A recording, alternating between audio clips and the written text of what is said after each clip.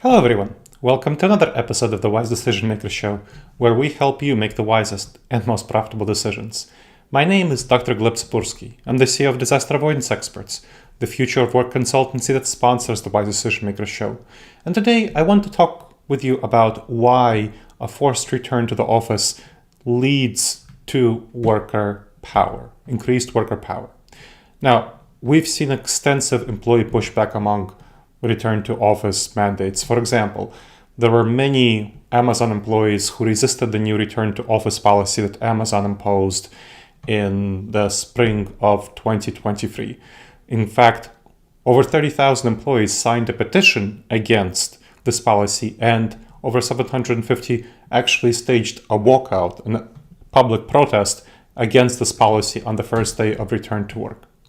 And this policy and the pushback from employees aligns with other prominent companies like Disney, Starbucks, Tesla, and Google, and so on. Now, what's happening? Why are companies even doing this in the first place? Well, companies tend to claim that they need to return to the office for the sake of productivity. So Elon Musk is a prominent advocate of the return to office. He claims that remote workers are just pretending to work. They're pretending to work, they're phoning it in. All of these similar claims at this privileged laptop class. And Disney's CEO Bob Iger claims that nothing can replace the ability to connect, observe, and create when you're together with peers, which again comes from that in-person physical activity. But that's not really what we're seeing from the evidence. Let's talk about the power and the benefits of remote work. Remote work actually ends up empowering workers through facilitating autonomy. And we know that autonomy is fundamentally important to people's creativity, to people's ability to be creative. Decentralizing power. So decentralizing power, people are able to congregate and collaborate together more effectively across boundaries. It prevents micromanagement, and we know that Elon Musk and others are known as extreme micromanagers. These factors are key for the modern knowledge economy. Research shows that they boost innovation, improve productivity, and increase employee engagement. So what's going on with the rise of worker power?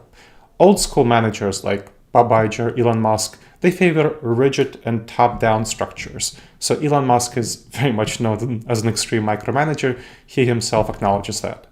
But such a rigid approach is not really suitable for the modern economy, I can tell you that. This mismatch is what leads employees fighting these authoritarian mandates and results in empowered workers and labor unions.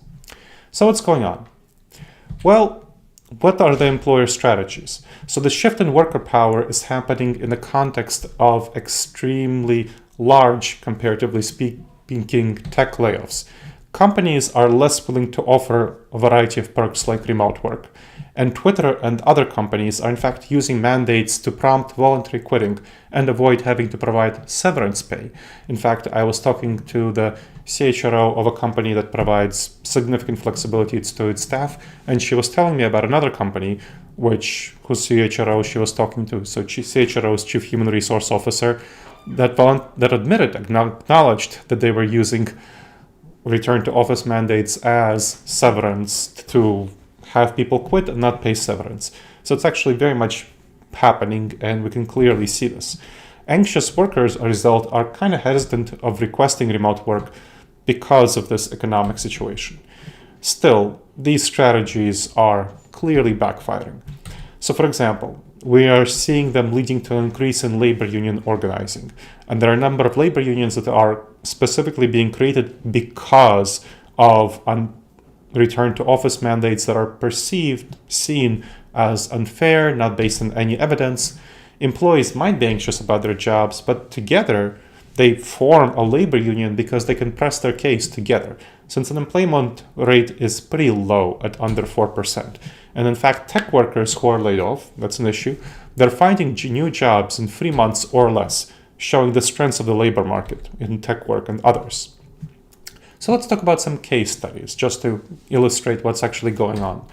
YouTube contractors in Texas went on strike. So these are people who are working for Alphabet, which is the owner of Google, YouTube, and other companies, against rules requiring them to report to the office. Most of these contractors were hired during the pandemic and always worked remotely. and workers say that 19 an hour isn't enough to cover the relocation costs, which the company isn't paying for.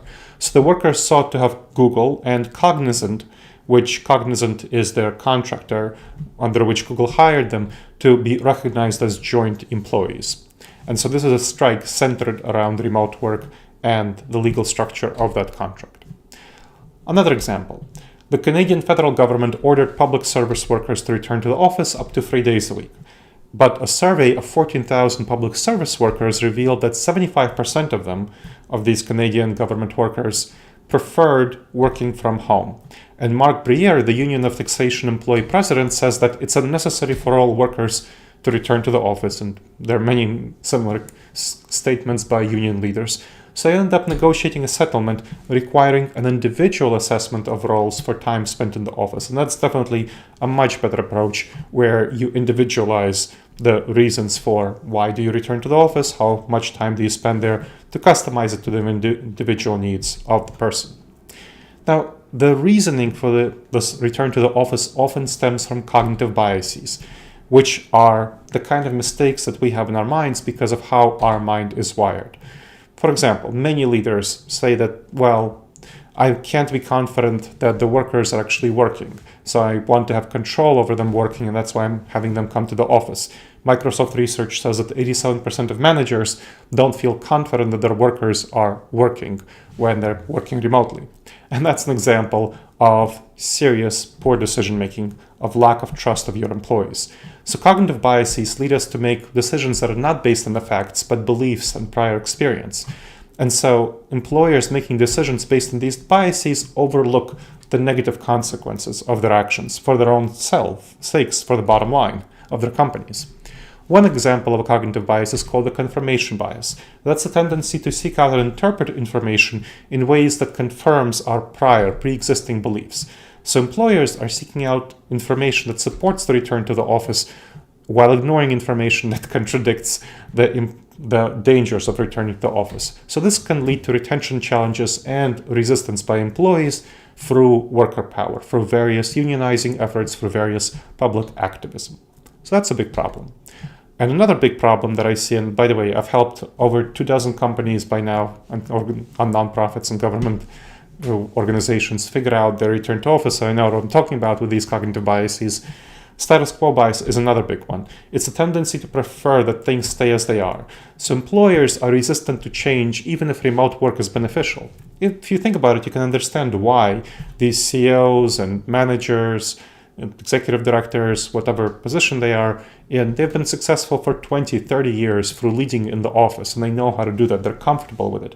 So they want to do what feels comfortable to them, even if allowing a significant amount of hybrid and remote work is beneficial. By ignoring the benefits of remote work, employees risk alienating their workers and creating a situation where they're more likely to unionize. And also, when they are unionized, to be more likely to use that to oppose further activities in the return to office, creating a lot of tensions and conflicts that are unnecessary. So, I encourage employers to embrace remote and hybrid work for a more productive workforce. So employers should recognize the value of remote work and work with employees to create remote work arrangements that meet their needs, meaning hybrid work, meaning some time in the office, some time working remotely. For some people, maybe full-time remote work, but really customize it to the needs of each individual role and focusing on having teams make the decisions on what works best for them. Employers who do so will enjoy a more productive workforce. Those who refuse to adapt will really risk falling behind and losing competitive advantage due to employee backlash. So fighting remote work without a good reason is what enables worker power, and employers who recognize this will be positioned to succeed. I hope you've enjoyed this episode of the Wise Decision Maker Show. Please make sure to subscribe wherever you checked out the show and leave a review. It helps others discover the show, and it helps us improve the show.